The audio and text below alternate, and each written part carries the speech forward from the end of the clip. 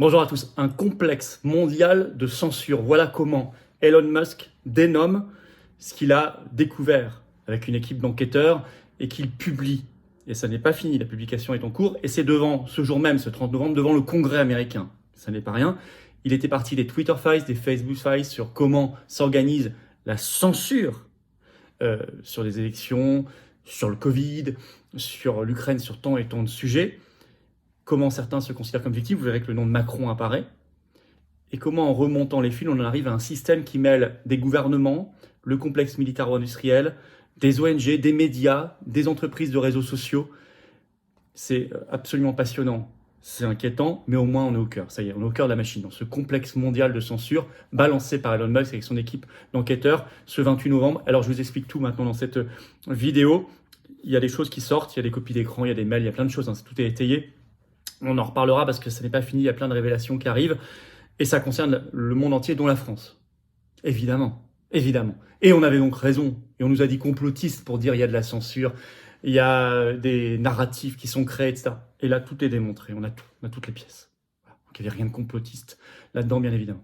Partagez cette vidéo, elle me semble importante. Abonnez-vous si vous voulez bien à cette chaîne YouTube ou réabonnez-vous. Pour cela, c'est un clic en dessous sur s'abonner, c'est gratuit, c'est fait. Vous êtes abonné, plus les vidéos seront recommandées par YouTube automatiquement. Voilà, c'est plus simple. Et ça marche mieux que si vous n'êtes pas abonné, donc je vous en remercie énormément. Vous serez notifié par ailleurs dès qu'il y a un nouveau direct ou une nouvelle vidéo sur la chaîne. Et justement, on est en direct ce vendredi 1er décembre à 19h sur cette chaîne. En direct, je prends vos questions en direct. On regarde toute l'actualité la plus brûlante, la plus explosive, la plus intéressante française et mondiale ensemble. Et surtout, toutes vos questions en direct. C'est à 19h ce vendredi 1er décembre sur cette chaîne YouTube. Soyez là, soyez au rendez-vous, ramenez du monde. Ça va être passionnant et j'ai hâte de prendre vos questions en direct, bien évidemment. Par ailleurs, je vous rappelle que le jeudi 7 décembre à Paris, 10h le matin, place Pierre-Laroque, grand rassemblement ouvert à tous devant le ministère de la Santé sur les effets secondaires. Avec Myriam Palomba, Marc Doyer, des lanceurs d'alerte. On sera là, venez très nombreux, drapeau français. Ça va être assez extraordinaire et on aura une autre manif le samedi 16 décembre, rendez-vous Paris, 14h l'après-midi, je vous donnerai le lieu de départ. Grand cortège, brisons nos chaînes, Frexit, sortie de l'OTAN, nos libertés. On en parle aujourd'hui dans cette vidéo plus que jamais. Brisons nos chaînes, bien évidemment. Allez, on est parti. Alors, ce complexe mondial de censure, c'est ce qu'ils appellent donc aux États-Unis les CTIL Files. Je vais vous dire d'où vient cet acronyme CTIL. Ça dépasse, disent les auteurs eux-mêmes, les Twitter et Facebook Files dont on a parlé sur cette chaîne. Et c'est essentiel car on ne combat que ce qu'on connaît, ce qu'on comprend bien évidemment. Et c'est essentiel parce que ça commence à être devant le Congrès américain dès ce 30 novembre en commission d'enquête. Alors, les révélations. D'abord, elles sont faites via X Twitter. À partir du 28 novembre, ça a commencé, c'est en cours. C'est par la même équipe, sous la supervision d'Elon Musk, que les Twitter et Facebook Files, les dossiers Twitter. Ça a été mis en avant par Elon Musk directement. Les premières salves de révélations sont venues d'un journaliste, écrivain, qui avait déjà travaillé sur les Twitter Files, Michael Schellenberger. Et Elon Musk leur a donné la visibilité nécessaire en retweetant tout ça et en ajoutant comme commentaire « c'est énorme » pour l'exclamation. Alors, je vais vous lire en détail le résumé du sujet pour qu'on sache de quoi on parle. Et vous allez voir, je vais ensuite rentrer dans de plus en plus concret. Sachez que ce que je vais vous lire maintenant a déjà été vu plus de 30 millions de fois, rien que sur Twitter, en quelques heures. Alors, j'y vais. C'est évidemment traduit, hein. Les entrepreneurs militaires américains et britanniques, ça a commencé là, ont créé un plan radical de censure mondiale en 2018, selon de nouveaux documents pour éviter une redite du traumatisme pour l'oligarchie mondiale que fut 2016, c'est-à-dire à la fois le Brexit et l'élection de Trump. Deux événements traumatisants pour l'oligarchie, pour l'État profond en 2016, l'élection de Trump aux États-Unis et le Brexit au Royaume-Uni. Un lanceur d'alerte, je reprends la lecture, un lanceur d'alerte a présenté une nouvelle mine explosive de documents rivalisant ou dépassant les fichiers Twitter et Facebook en termes d'ampleur et d'importance. Ces fichiers décrivent les activités d'un groupe anti-désinformation, entre guillemets, nommé le Cyber Threat Intelligence League, donc la Ligue de renseignement contre la menace cyber, la CTIL, on dira CTIL, qui a officiellement débuté comme un projet bénévole de scientifiques et de vétérans de la défense et du renseignement, mais dont les tactiques au fil du temps semblent avoir été absorbées par de multiples activités officielles, y compris celles du gouvernement américain. Je lis toujours. Un autre lanceur d'alerte explique que même si de telles activités à l'étranger sont généralement menées par la CIA, la NSA et le ministère de la Défense américain, les efforts de censure contre les Américains doivent être menés en faisant appel à des partenaires privés. Et ça, c'est ce qui leur semble extrêmement important parce que le gouvernement n'a pas d'autorité légale. C'est pour ça que vous allez avoir une imbrication, une hybridation entre des acteurs purement publics et gouvernementaux, y compris du domaine du renseignement et de la défense, et des partenaires privés, notamment pour des raisons de droit. Le lanceur d'alerte affirme qu'une dirigeante de la CTIL, une ancienne analyste du renseignement britannique, était dans la pièce à la Maison-Blanche en 2017, sous Obama, lorsqu'elle a reçu l'instruction de créer un projet de contre-désinformation pour éviter une répétition de 2016. Donc je vous ai dit Trump et Brexit. C'est le complexe industriel de censure, un réseau de plus de 100 agences gouvernementales et ONG qui travaillent ensemble pour inciter à la censure sur les plateformes de réseaux sociaux et diffuser de la propagande contre des individus jugés problématiques, des sujets et des récits entiers.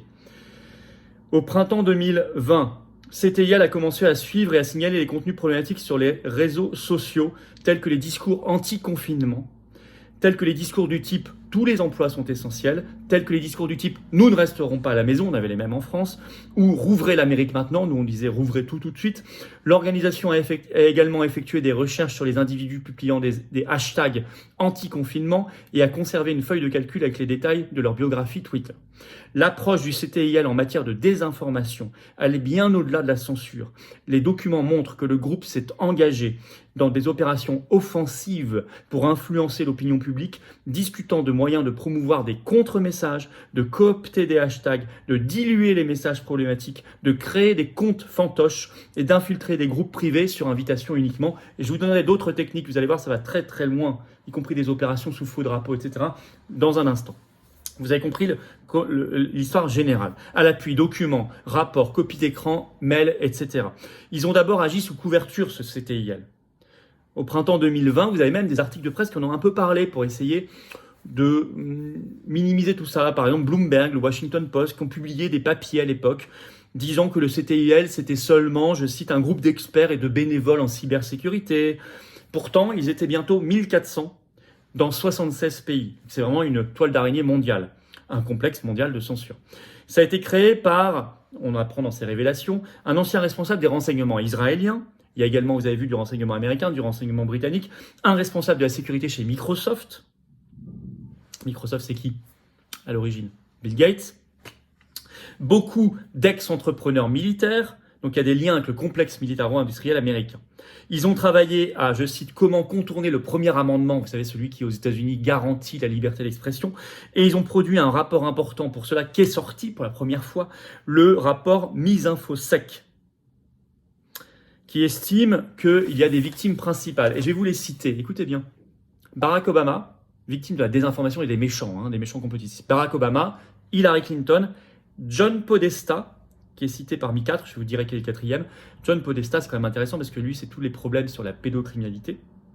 Un démocrate, proche de Clinton. C'est marrant qu'il soit cité parmi les 4 seulement dans ce rapport. Et le quatrième, c'est qui à votre avis? Le seul non-américain, Emmanuel Macron. C'est écrit en toutes lettres. Le seul non-américain qui est cité dans ce rapport comme une victime, c'est bizarre qu'il le cite lui, c'est Macron. Je vais vous lire un petit extrait là-dessus, plus court que le précédent. Breuer, donc c'est une des personnes qui travaillait dans le CTIL, a décrit comment il pensait contourner le premier amendement. Son travail avec Turp, un autre collègue à lui, a-t-il expliqué, était un moyen de rassembler des partenaires non traditionnels dans une même pièce, y compris peut-être quelqu'un de l'une des sociétés de médias sociaux, peut-être quelques opérateurs des forces spéciales et des gens du ministère de la Sécurité intérieure, pour parler dans un environnement ouvert et sans attribution, de manière non classifiée, afin que nous puissions mieux collaborer, plus librement et vraiment commencer à changer la façon dont nous abordons certains de ces problèmes. Le rapport MISINFOSEC plaide en faveur d'une censure gouvernementale radicale et d'une lutte contre la désinformation. Au cours des 6 premiers mois de 2019, disent les auteurs, ils ont analysé les incidents, entre guillemets, développé un système de reporting et partagé leur vision de la censure avec de nombreux États, traités et ONG. Dans chaque incident mentionné, les victimes de la désinformation appartenaient à un camp politique, parmi lesquels Barack Obama, John Podesta, Hillary Clinton et Emmanuel Macron. Le rapport était ouvert sur le fait que sa contre-désinformation était motivée par le double tremblement de terre politique de 2016, le Brexit et l'élection de Trump. On y revient toujours, hein. C'est une obsession chez eux. Ils ont été traumatisés par ça, hein. Traumatisés. Je cite toujours, ce rapport Misinfosec déplore que les gouvernements et les grands médias n'aient plus le contrôle total de l'information. C'est écrit en toutes lettres. Il déplore que gouvernements et grands médias n'aient plus le contrôle total de l'information. Je cite toujours, les auteurs ont préconisé l'implication de la police, de l'armée et des services de renseignement dans la censure, avec une mise en œuvre immédiate. Il faut, disent-ils, vacciner de manière préventive une population vulnérable contre certains messages. Leur aveu, la plupart des informations erronées sont en réalité vraies, c'est écrit en toutes lettres, mais placées dans un mauvais contexte. Et ça, ils l'écrivent en 2019, avant même le Covid. Ils disent en fait, la plupart des informations erronées sont en réalité vraies, mais placées dans un mauvais contexte. Ils comparent avec ce que fait la Chine, et ils disent qu'il faut faire la même chose, mais qu'il faut le vendre, entre guillemets, différemment aux Américains et aux Occidentaux.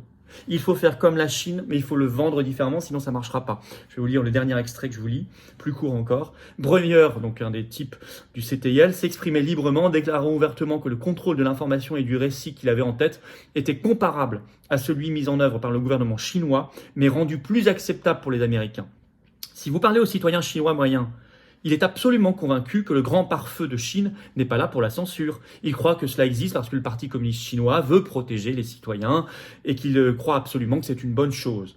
Si le gouvernement américain essayait de vendre ce récit, on perdrait complètement la tête et il dirait « Non, c'est une violation de nos droits au titre du premier amendement. Les messages au sein du groupe et hors groupe doivent donc être absolument différents. Les messages au sein du groupe et hors groupe, donc à l'interne et en externe, doivent être absolument différents. On ne doit pas dire la même chose en interne. En interne, on peut dire on fait comme la Chine, mais on doit le vendre en externe, hors groupe, tout à fait différemment.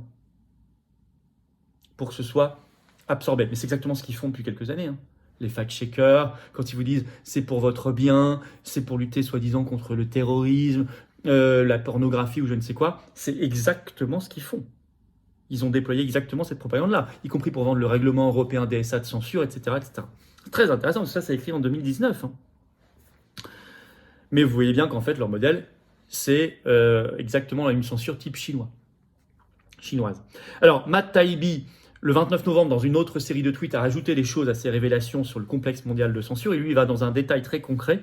Il évoque, dans des docs opérationnels qu'il met en ligne, en copie d'écran, les tactiques d'espionnage. Donc, il va expliquer comment ils font concrètement. Donc, il y a des tactiques d'espionnage contre une cible qui est le peuple américain, le public américain. Donc, il parle bien d'une cible. Pour lutter, ils utilisent ce qu'ils appellent des agents contre des informations qui, je cite, passent à l'offensive pour perturber la parole et utiliser de faux personnages et des techniques d'espionnage. C'est écrit en toutes lettres dans leurs documents. Par exemple, sur les messages anti-confinement, ils disent qu'il faut, je cite, chercher à supprimer les comptes et sinon les invisibiliser. Il faut par ailleurs, je cite, inciter le FBI à supprimer certains contenus. Alors, ils sont très méprisants pour les gens, hein. Ils parlent par exemple de ce qu'ils appellent John and Jane Q Citizen, c'est-à-dire, on dirait en français monsieur et madame lambda, monsieur et madame tout le monde. En américain, on dit John and Jane Q Citizen, comme vous savez, on vous dit pour les morts non identifiés, John Doe, Jane Doe, ben c'est pareil. John and Jane Q Citizen, qui regardent Fox News, c'est vraiment... et ils écrivent dans ce rapport, concernant ces gens-là, l'américain moyen qui regarde Fox News, ces gens ne sont pas des gens capables, nous devons les aider. Vous voyez la dimension de mépris social, de caste qu'il y a là-dedans. Alors, il parle également, de manière très opérationnelle, d'opérations sous faux drapeaux qui sont recommandées. Il donne des exemples, par exemple faites par la Turquie, etc. C'est intéressant, je ne dis pas tout ici.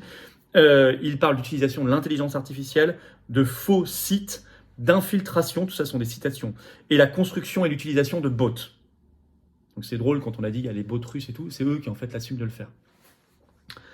C'est un arsenal. C'est un arsenal de guerre. Ils nous font la guerre. C'est ça qui met en lumière en réalité ces révélations sur le complexe mondial de censure. Alors ils disent on est la cible. Alors en France aussi, je vous ai dit que Macron était cité. En France, bien sûr qu'il y a aussi cette imbrication publique-privée. Public, nous en plus, c'est le gouvernement, mais c'est en plus l'Union européenne. La strate supranationale, insupportable. Mais c'est imbriqué à du privé. À quoi servait le fonds Marianne? À ça. C'est un lien entre du public et du privé, le fonds Marianne. Des subventions publiques vers des acteurs privés, associatifs essentiellement, qui ont pour but de faire quoi? Participer à ce projet.